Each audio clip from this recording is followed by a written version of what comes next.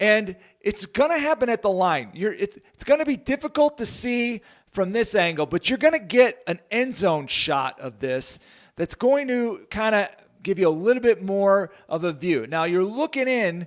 I want you to look in on the line. Number 21 has the ball right now. So you see number 75 of the offense, and there's another player next to him. I don't have his number, but you can see the defense is in red. So I want you to look at that line play, and you're going to get a close-up of it, and you can see it's right at the point of attack there. So I want to know if you've got holding or not. Like I said, this angle isn't the best, but that's why we always love the end zone shots, because the end zone shots don't lie, man. They tell you everything you need to know. I want you just like right there. And you see the close-up? And number 21 has the ball. All right, we know that. Point of attack there. Now it goes. You see it again. Number 21 has the ball and goes through that hole. Mike, referee, you referee a lot. You know, they have umpire in the backfield. We're going to talk a little bit about that in a second, because this could be either or because of that. But as a referee, what do you think? Well, I mean, I don't like his body posture, but I like his body position. The blocker is between the defender and the runner. There's another blocker engaged with the same guy. Grabbing is not always a material restriction. I think he's got the body position that makes this not a material hold. Okay, so that Mike is saying not a material hold. Now, I will, just to be fair, Mike, 75 is not blocking him. He's blocking the other guy. So this is a one-on-one block, but I understand your point. I just wanted to be fair there. I'm just saying that the defender does not have an open path to the runner because the blocker who's blocking him is his body's in between. So okay, that's fair. Not every grab is a hold. All right, no, that's cool. All right, Bill. I mean, referee, this gets a great look at this. What's your thought? Definitely suspect, but like Mike, I'm passing on this. I want to see the defender, and 99% of the time, the defender being held will prove it.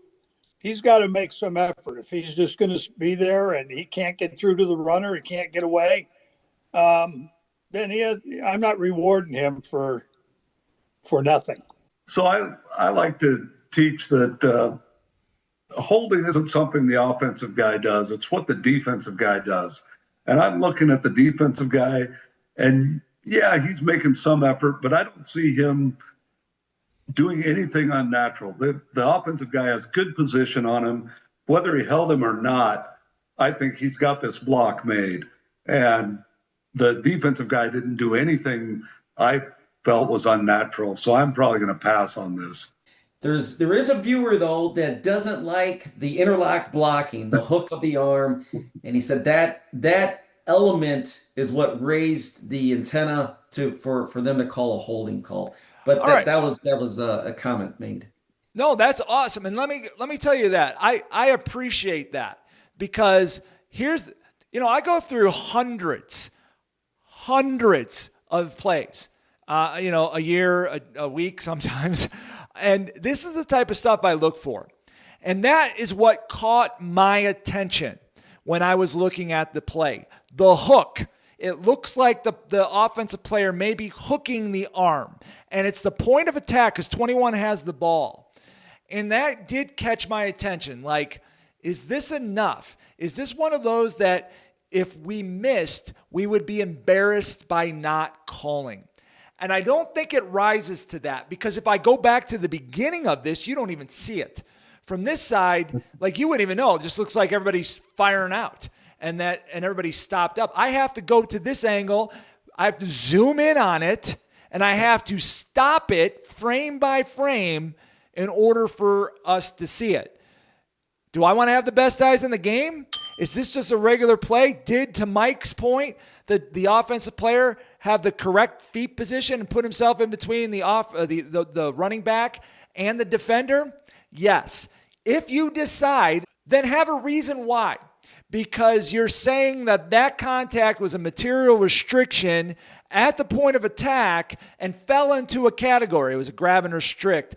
It was it wasn't a takedown, but you want to have some sort of bucket to put it into, so that way when you describe it, you're describing it properly. Thus, that two-step process, you see it, he does it, and then you kind of figure it out. And then the second thing is when that flag actually goes on the ground.